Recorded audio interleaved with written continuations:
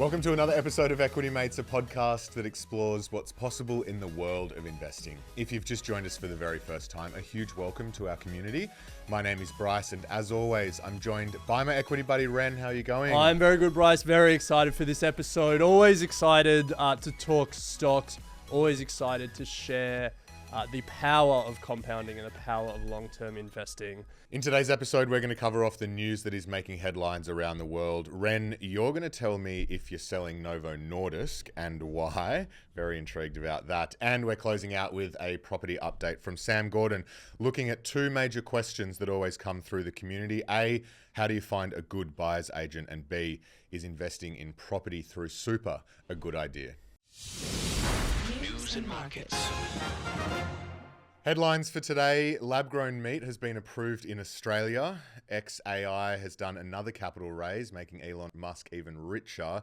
And what the? Meta is throwing ungodly amounts of money at AI, right? Yeah, a lot of AI making people richer stories. Let's start with lab-grown meat, though, because, actually, we're not calling it lab-grown meat anymore, apparently. Yep. We're calling it cultured meat. Cultivated? Oh, yeah, also cultivated. Cultivated, cultured, or... Cultured? Yeah. Or lab-grown. For ease of identification in this conversation, we'll just stick with lab-grown. Okay, sure. But people in the industry would think that's a pejorative term.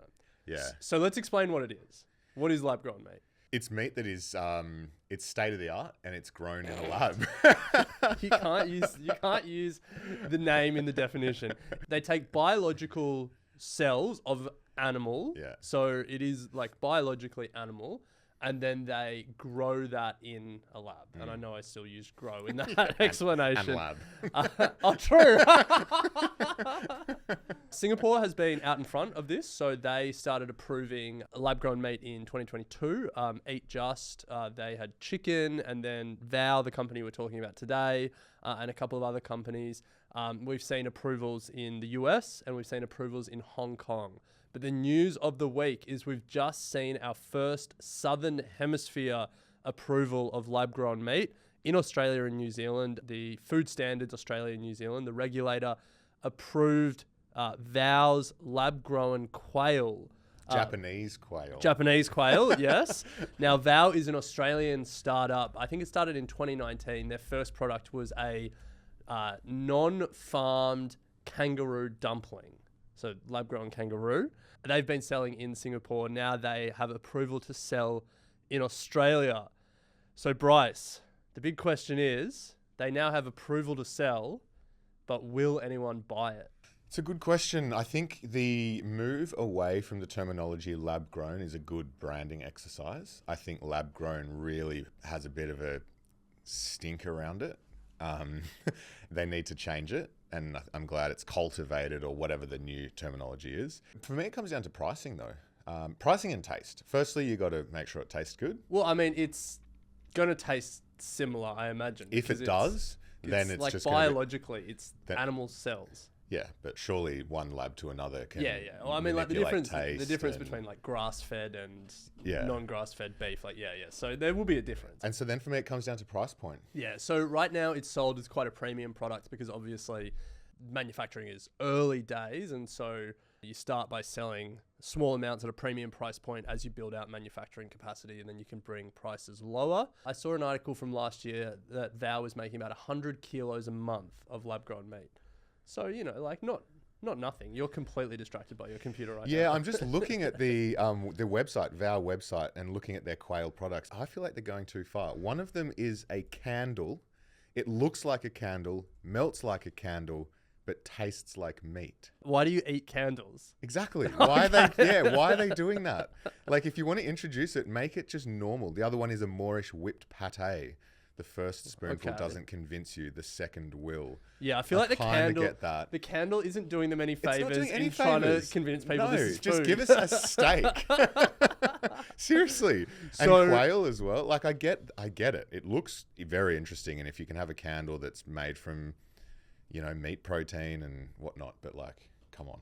Okay. If you want to go general masses. So I put this up on What about you? I would be interested in trying it. Yeah. I see all the environmental arguments. Yeah, sure. If people have ethical problems with factory farming, This is an alternative. So like I see those arguments, but it feels like in a world where we are trying to move away from ultra processed foods, and like in particular the last few years, like I've really tried to not eat ultra processed foods, then to turn around and eat like the most processed form of food. There's a difference between, I guess, that type of process. I was going to say, this is probably less processed than some of the protein bars that you eat.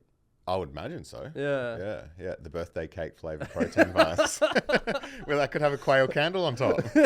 So look, I think the news of the day is it's here. It's no longer theoretical. It's available in Australia. It's only going to happen more and more. So watch out for those conversations. Someone asked us on Instagram, are these companies investable? They're all private at the moment because these are different to like Beyond Meat, which is plant-based meat. Yeah. These are actual animal cells just grown in a lab. Blackbird, the Australian VC, took a big chunk in Val, I'm pretty sure, early days. How do we buy it? It won't be in the supermarket. Made in Sydney, now on menu in Australia. It'll be at like very fancy restaurants and stuff to start with. I got announced yesterday.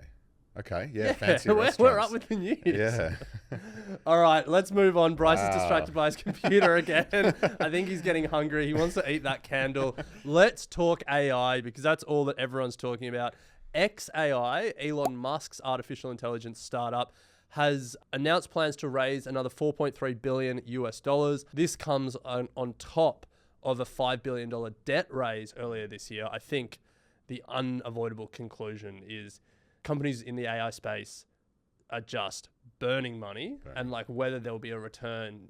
I mean, it looks like there will be a return, but God, they are just raising and spending a lot. But that's not new news. What we found quite interesting was XAI is going to be valued at $80 billion as part of this capital raise, which gives Elon his third company to reach that valuation after Tesla and SpaceX. And I had a look at company market cap, the publicly listed companies globally. $80 billion puts you in the top 250 companies globally. So Tesla's $1 trillion company. Yep. SpaceX is 350 bill. Yep. Private markets. Yep. And so he's then got another 80 bill. Yeah. So he's got 3 companies in the top 250 in the world. That's impressive. That is impressive. Like, we're not here to... So he's a massive chooch. Yeah. His political views are cooked. Yeah. He fried his brain on ketamine and Twitter, Yes. but he can build a company. From a pure entrepreneurial standpoint, he has done incredibly well. Yeah. Speaking of the money that is going around in AI, Ren, this is a bit of a what the story for us, and it comes from our daily newsletter. We have a what the section where we share interesting business stories that have really grabbed our attention. And Meta is absolutely throwing ungodly amounts of cash around in the AI space. Yeah, so there's 2 stories here that we think are part of the same bigger story. The first one came from one of Meta's main rivals in the AI space, OpenAI CEO Sam Altman.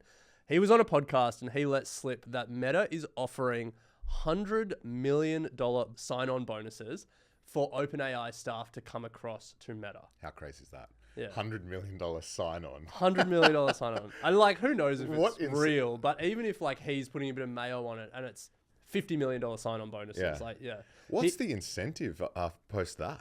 It's like you've just had life-changing money thrown at Well, you. he was saying it in the context that a lot of people aren't leaving because all these people on the forefront of AI, they can walk into millions of dollars anywhere, but the opportunity to work on like this technology is, That's what they're incentivized by. I actually watched the clip, and what he said afterwards, he was like, the $100 million sign-on bonuses, that got all the headlines, but afterwards he said, and remuneration that's even more, or something like that. Well, that makes sense because usually like the sign-on bonuses are, solid, but it's not generally more than what. And maybe like the sign-on bonuses are so big because they have to buy out these guys, like OpenAI employees, equity, but also like the potential upside on that OpenAI equity. Definitely. So like you can start to then see how early employees of OpenAI are going to need a big sign-on bonus to get them to move. But yeah, that is just one of the 2 stories. It is. The second part to this story is Meta has just taken a 49% stake in Scale AI, spending $14.3 billion to do so. Now, Scale AI was founded by a 28-year-old Alexander Wang, who is Born in 1997. Yeah. Jeez. His net worth is now estimated at $3.6 billion. Nuts. Meta took this position because they want Alexander to come on and lead their super intelligence division. Yeah. Scale AI, if you look at the company, like they've had a lot of government contracts as well. Like they've helped the Department of Defense in the US navigate AI and stuff like that. But Bryce, you said that this segment is all about us asking what the, and we're asking what the about the amount of money that Meta is throwing around. But we're also asking what the, because we watched an interview from Alexander Wang talking about having kids, and it certainly had us scratching our heads.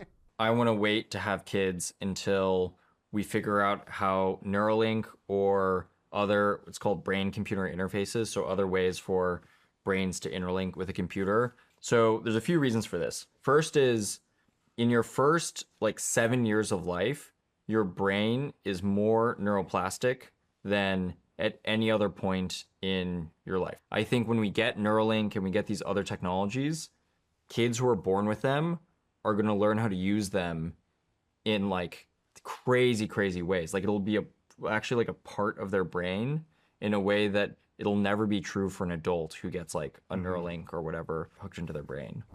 And humans, we're only evolving at a certain rate. Humans will get smarter over time. It's just on the timescale of millions of years because natural selection and evolution is really slow. Biology is going to improve only so fast. And so what we need at some point is the ability to tap into AI ourselves. Eventually, I think we're going to need some interlink or hookup between our brains directly to AI and the internet and all these things. It is potentially dangerous and it's potentially, to your point, terrifying and scary, but we just are going to have to do it. AI is going to go like this. Humans are going to improve at a much slower rate, and we're going to need to hook into that capability. So Bryce, the question that comes out of that, will you wait for Neuralink before you have kids? I mean, how long's he talking here? Because for context, Neuralink is one of Elon Musk's companies. Probably going to be his fourth $80 billion company. Yeah, and what did he call them? Brain-computer interfaces into people's brains. Early stages. Alexander's 28 years old. I just find it nuts that we're actually talking about this. It's a genuine thing that we're going to see in our lifetime beyond just what's going on with Elon now. But I mean, they exist now. I know. But what I'm saying is it's not far-fetched to think in a couple of decades, they're going to be genuinely useful. Yeah. And plugging in so that we can keep up with the speed of intelligence. Yeah, but that's wild. It's keep up with the speed of intelligence, but it also is going to become a really haves and haves not situation where even if you don't want a brain-computer interface, you're going to feel that you need one. You can't keep up. Yeah. In the capitalist market for labor, if you have the choice to hire someone with a brain-computer interface and someone without. Yeah. So there's going to be a lot of economic and social pressure to do it. You're going to feel like you're letting your kids down if you don't put it in, and then all of a sudden it's the income inequality here is also going to be wild. Yeah, how much it's going to cost. Yeah, you're not going to, this isn't just going to be something that if you choose to want it, you're going to get it. It's probably going to cost a shitload. Yeah. Now, it's not coming tomorrow. So, there are humans with Neuralinks, and we should be clear that there are other brain-computer interface companies out there. It's just that Elon has a real branding advantage over them. But yeah, there are people who are quadriplegic who are now communicating through computers, and you can just see there's a real use case there. The quality of life improves so much. But it's a pretty scary new frontier we're entering. So wild. It's absolutely wild. Anyway, let's watch this space. Let's watch this space. A reminder to sign up to our daily newsletter so you can keep up with all of the headlines. There'll be a link in the show notes. We also have a podcast that turns those written headlines into audio form. It's called Headlines by Equity Mates. You'll be able to find it wherever you listen to your podcasts. We'll deliver the news to you in less than 5 minutes every morning. Novo Nordisk, no doubt, has changed the world with its weight loss drug Ozempic, but with the share price down over 50%, the question is it time to sell? And Ren, you're a shareholder. Yeah, I mean, that's the question. Have you been considering what to do with Novo? That's the question I've been asking. Yeah. And I wanted to take a segment of the show to talk about it because I feel like we get a lot of information from a lot of different places. We're in a pretty privileged position here. Yep. We do a bunch of daily news content, so the Equity Mates daily newsletter and the Headlines by Equity Mates podcast. So we have our finger on the pulse about what's happening in the news. And There was a news story that caught my attention. Novo Nordisk in Canada missed a $250 patent maintenance fee. And because of that, it means semaglutide, the active ingredient behind Wegovy and Ozempic, will now go off patent next year in 2026. Surely heads roll. Well, I mean, the CEO did get fired, True. not specifically for that. So just on that though, so when you say Okay, yeah, that was only part one. I know, but just they've missed the patent maintenance fee in Canada.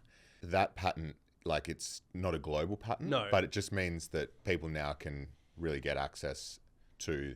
Semaglutide. Yeah. No. So it just means in next year in Canada, Just in Canada. generics will be able to compete. So that was information number one. And then recently on Basis Points, our podcast where we Yes. interview some of Australia's best advisors and fund managers, we spoke to Mugunthan Siva, who's the CEO of India Avenue. Great interview, by the way. Yeah. This episode is actually going to be out before that interview. That interview will be out on the 1st of July. He's an Australian-based fund manager, but they invest in India. And so we were just talking about, what's happening in India. And he noted that there were a number of Indian pharmaceutical companies who are gearing up to start making generics for Ozempic. And so Equity Mates is a place where we come and synthesize all the information that we've been learning from all of our different sources. So I wanted to do a bit of a deep dive on Novo because I've been questioning it for a while, as I'm sure a lot of Novo Nordisk shareholders have. I mean, it's down more than 50%. It is. It's brutal. Yeah. So before we get into the patent story and the generics story, I had this perception that Eli Lilly was absolutely pumping Novo Nordisk. With Mounjaro, Yeah. I wouldn't say pumping. It feels like they're winning. They're winning in terms of a better drug Well, I mean, they're winning in terms of share price and as share well. price. Yeah. But the data doesn't actually back up that on the ground sales. So Novo Nordisk's Ozempic and Wegovy, like the diabetes and weight loss pair, are outpacing Eli Lilly's Mounjaro and Zepbound, even though Eli Lilly's drugs have been more clinically effective. From the most recent earnings report, Novo reported $2.54 billion in quarterly sales for Wegovy, which outpaced analyst expectations. In contrast, Eli Lilly's Zepbound did $1.26 billion, and it actually fell short of analyst expectations. So just looking at those two numbers, like Novo sold double what Eli sold. What's the growth of the two, though? Do you know? I don't have that number. I think Eli's growing faster. Yeah, okay. Yeah. What I really wanted to focus on was cost of production, and neither of them split out cost of production. But when you read, I guess, like analysts writing about the two, most of them believe that Novo is actually a lower cost producer. Eli's called out manufacturing costs as like a key challenge. The difference is that Novo has found capacity constraints. Yeah. So they can produce it well. They know how to produce these drugs, but they can't build factories fast enough. Eli's knows how to scale a drug, but they're having more cost overruns producing this particular drug. Yeah. If that distinction makes sense. Yeah. So anyway, I wanted to deep dive on what's to go with patents. So here's a quick roundup of the two main producers and when their patents expire. Novo Nordisk, semaglutide, which is Ozempic and Wegovy. Canada, 2026, as we mentioned. So not ideal there. Also 2026 in India, China, and Brazil. So some key markets where Ozempic will be rolling off patent next year. Japan and then EU and the UK, 2031. So they've still got a bit of time. The US, 2032. And then finally coming back home, Australia, mid-2026. 2026. But, and here's the but, because here's the thing with IP law in 2025. There's always ways to extend your IP protection. There's like evergreening clauses where you can protect like different parts of the mode of injection and stuff like that. They reckon that Novo will be able to extend it in Australia until 2033. So it's like, okay, they kind of screwed up in Canada, but they've got 5 to 8 years to continue exploiting this drug depending on the market we're talking about. So that sort of made me less concerned. Just for completeness sake, I had a look at Eli Lilly's Tirzepatide. That was good. Yeah. There you go. Which is Tirzepatide. should have stuck with your first one. So that's the active ingredient in Mounjaro and Zepbound, Eli Lilly's weight loss drug. In the US, they've got patent protection until 2036. In Australia, 2036, evergreening until 2039. Globally, they've got longer runways in some markets, more than a decade. So less of a concern.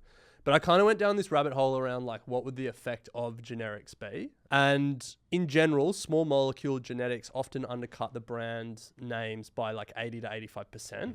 And there was a study out of Yale that found that GLP-1 medications like semaglutide, so like Ozempic, could be produced and sold at a profit for under $1 per patient per month. What do you think the cost per patient per month in the US at the moment is? To like the cost to create The cost to the patient. Like if we were going it's over $1,500, isn't it? Oh, close. $1,300. 13, yeah.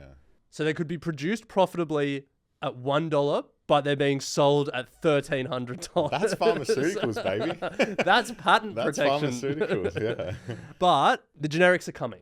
Novartis is like a massive pharmaceutical company. They've got a generics arm called Sandoz, and they've signaled plans to hit Canada in 2026. They're primed and ready to go. Hikma Pharmaceuticals, which is based in the UK and Jordan, they've got plans to launch generics in 2026 in markets where patents expire. Hikma's CEO compared GLP-1 drugs to penicillin. Big call. Yes, very big call. In Brazil, Hyperia is a pharmaceutical company that's planning to launch a generic in 2026. And in India, tying back to this conversation we had on basis points, there are several generic firms that are all have semaglutide generics good to go in January 2026. The generic wave is coming. It's going to bring costs down, 80 to 90%. But we framed this segment as, is Ren about to sell Novo? And I was a bit worried about the patent story, but looking at this, it's like they're going to make super profits for another 5 to 8 years. So I don't It's think also I'm like sell. when the generics come through, then it's not like they're going to just stop selling in those markets. No, it's just They'll that their margins will get absolutely crunched. Yeah, they will, but like their addressable market might increase. And But the thing is, like, you wouldn't expect Novo to be able to compete on price with, why not? because historically the they'll generic makers play a different game. Like I know they'll want to. They won't go as low. It's just like Panadol now. No, the business model for these branded pharmaceutical companies is to stay ahead of the patent cliff. So like to have the next generation of the drug. And that's what, we know they're working on that. Eli Lilly's had more success than Novo in their clinical trials around this. Yeah. But like the Pfizers and the Elis and all of those, they don't play the low cost game. They play the continual innovation game. Yeah. So that's what you'd watch as a Novo shareholder. But I don't think I'm going to sell. I think I'm strapping in for this ride. Definitely one to watch, yeah. I guess to your point, you're going to need to actually keep an eye on how good they are at keeping ahead of the patent. Yeah. That's like the play. Full disclosure, I own both. Like that's the beauty of investing. You don't have to choose Novo or Eli Lilly. You don't have to choose Coles or Woolies. You don't have to choose Tesla or VW, although I'm not choosing either of those. You can play both sides of a trend. But yeah, Eli Lilly wasn't on the chopping block for me, but Novo is now off the chopping block as well. Nice, good, love that. Well, it's pretty interesting, and a reminder, you should definitely, once it's out, 1st of July, I think it is, go and listen to that interview with Mugunthan from India Avenue on our Basis Points feed, which is our newest show in our network, designed for financial advisors, accessible to everyone, but a fascinating discussion around the growth story that is still yet to play out in India. Just absolutely, some of the numbers he talks about is absolutely wild. But we're going to take a quick break, and on the other side, we will be back with our regular property expert, Sam Gordon, as we unpack 2 questions around investing in property through your superannuation and how to find a good buyer's agent. We'll be right back. Welcome back to Equity Mates. We are here for our regular property update from our property expert, Sam Gordon. Sam, welcome back. Boys, always great to be back. Thanks for having me. Always good to have you. Now, if you're just joining us for the first time, Sam is founder of Australian Property Scout, one of Australia's leading investment buyers agents. Usually we've got the property update, what's going on around the country, but we've been sort of inundated with questions around property, and there are 2 sort of big thematics that keep coming through. The right way to invest in property, particularly when it comes to superannuation, and very topical given what's going on in super at the moment. And then secondly, questions around how to find a buyer's agent. So we're going to try and cover off both of those today with you, Sam. So let's start with property inside or outside of super, and let's just put the proposed tax changes to one side. Like before this Division 296 stuff came up, how would you answer that question around the right structure to invest in property? For me personally, it's always both. So, in all honesty, right? Because SMSF is a separate entity to yourself. So when a lot of people actually cap out with borrowing, they turn to SMSF because it's that different vehicle that doesn't take your personal borrowing into account. Oh, so how do banks calculate your SMSF's borrowing capacity? By your contributions. By how much capital you have in there and your contributions. So the income from SMSF and contributions. Yeah, well, yeah, exactly that. So it's almost always contributions because the income side, unless you've built a large... So it's like that 12% of your salary less the 15% tax Yeah. is then like considered a whole different income stream by the bank. And then obviously with the property that you also put in there with the income that comes from that as well. So almost everyone has the ability to buy another property in their super. So what we find so often is people will build a portfolio first and then they get capped and then we roll them into, or have, let's have a look at SMSF as well. Or a lot of people build into the strategy very, very early these days. It's one of those things, mate, like most, and I know most of your listeners are probably in their 20s and 30s, and obviously you'd have them overall age groups and demographics, but 20s, 30s, even you think about it at 40, you have 20 years to build the SMSF until you can touch it, and you've got a leveraged return in there. You can't refinance cash back out of it, but you can sell down and then reinvest those profits into additional deals as well. So I actually love SMSF. I took my SMSF from a one property portfolio 3 years ago and now got a 5 property portfolio in there. Wow. I'm very aggressive with my SMSF, but not everyone has to be that aggressive with it. But it's one of those vehicles that because it's separate to you and it's that long-term burn, it's very, very achievable for an average Australian to be able to build another 100, 200,000 net passive if they've got a 20, 30 year time frame, because that's a long time in the property game, and something they can consolidate down to maybe acquire like a large commercial asset or something at the back end that's just paying them that residual cash flow for all time. So I love it, man. And that's why nice. when you was asking and I said both, you started laughing. I'm like, but this is like, it's so tangible to be able to build that second income stream. So that was the answer before we then put this new tax overlay. So it hasn't passed yet, at least at time of recording, it hasn't passed yet. Yes. But assuming it does pass, Yep. does it change your thinking in any way? Doesn't change anything at all. Okay. So $3 million worth of property, which is what they're talking about going over that, is when they start, obviously some different things will get implemented beyond that point. But for most people, they might have, like the average Australian has $100,000, $200,000 in super. That's enough to get started with a deal. Like 150 definitely, 150 plus can get you one deal. It might be a $500,000, $600,000, $700,000 depending how much you've got in there. I think people are getting too worried about like the end game. It's almost like worried about being a millionaire or a billionaire, but you're making 50 grand a year or 150 grand a year. Like you're not there yet. There's no ego or anything within that. It's just like, it's a fact of like, if you can buy one property and start to build that and scale that out, why would you worry? That might be $500,000-$600,000. Why are we worrying about a $3 million cap, which it's beyond that some unrealized gains may potentially come into the equation as well. So, man, for me, it doesn't change anything at all. And for all of our investors, we're not phased by it. Policy changes come and go as well. We've got a Labor government in there right now. Like what happens when Libs get back in, or like potentially 5, 10, 20 years down the track? Again, we've got such a long time frame in front of us to build a portfolio of a 3 million plus magnitude, typically starting with a smaller amount of money. So it doesn't change anything for me, man. So one final question on this, and then let's move to buyer's agents. Yep. So for people who are intrigued by the idea of investing in property through their SMSF, Yep. is there a certain level of assets in an SMSF that people need before they should start thinking about investing in property that way? Look, for me personally, like anything over 150,000 is definitely usable. We've had clients down to 100,000 plus sort of thing get into it, but typically that 150K plus is a very workable amount today. There are 90% loans you can get in there now too, so we can push the envelope a little bit harder than we used to be able to. So yeah, anything from like 100,000 plus, I'd be seriously looking at it, because it's a leveraged return on something like that, and it's a pretty powerful vehicle, especially from a tax environment perspective.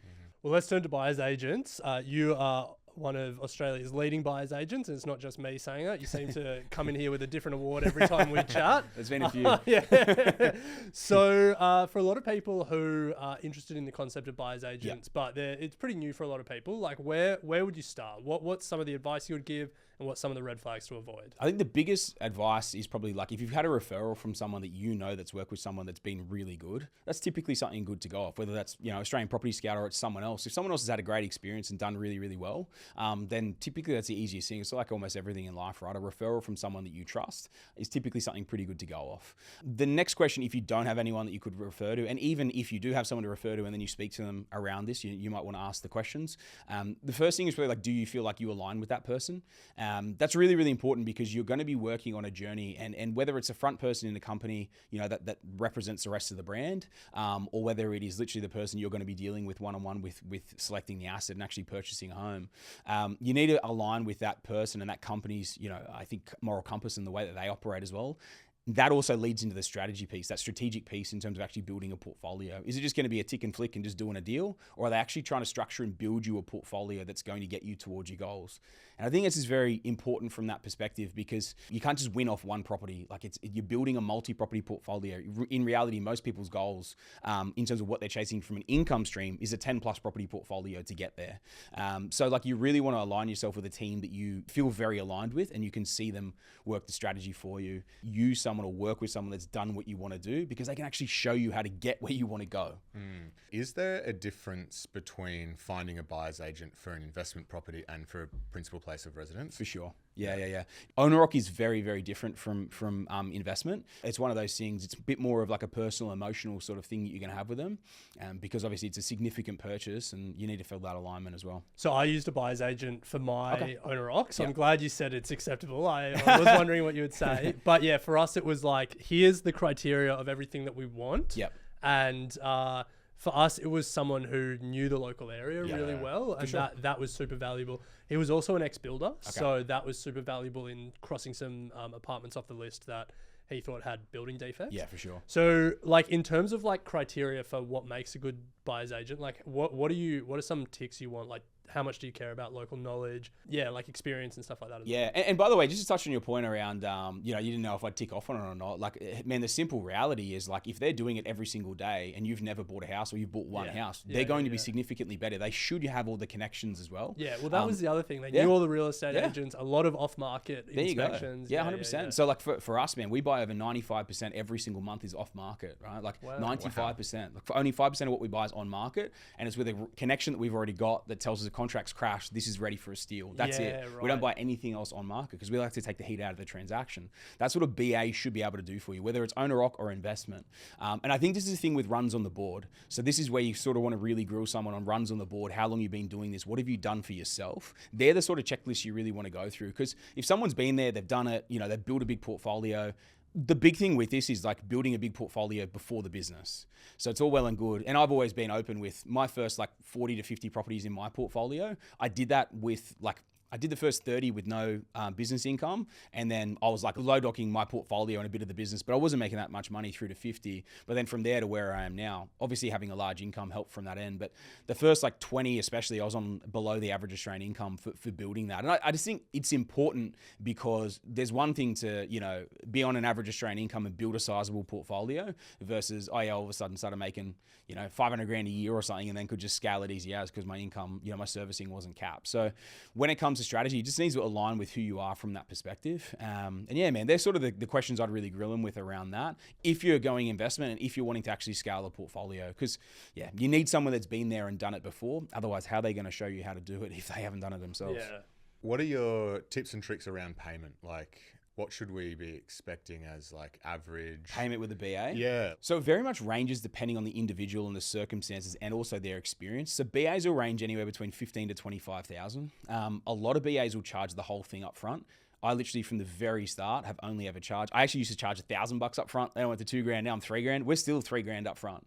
And look, we have an APS membership now. So we have two prices based on the APS membership. And that comes with School of Property. And obviously all the strategizing piece that comes with it as well, like with our strategists. And so overall you said 15 to 25K. Yeah. Is it generally like, should people be looking for that fixed fee or like will BAs charge a percentage of asset? Yeah, it depends on the purchase price. So when you start going above about $1 million, pretty much everyone kicks in percentage wise. We don't buy over $1 million except in commercial. So when you go over commercial, deals get a lot more complex.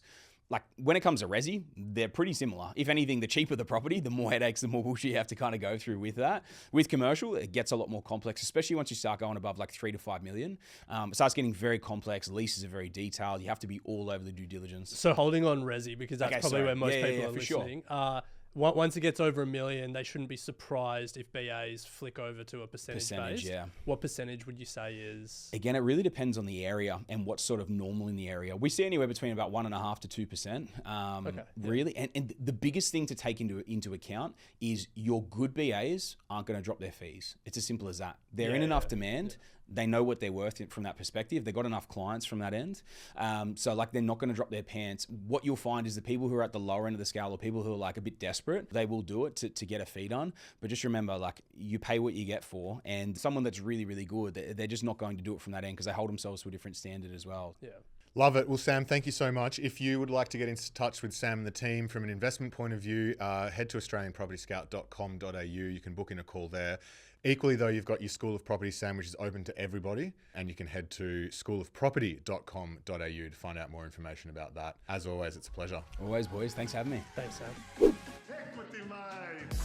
I will say this about investing. Everything you do learn is cumulative. What I learned at 20 is useful.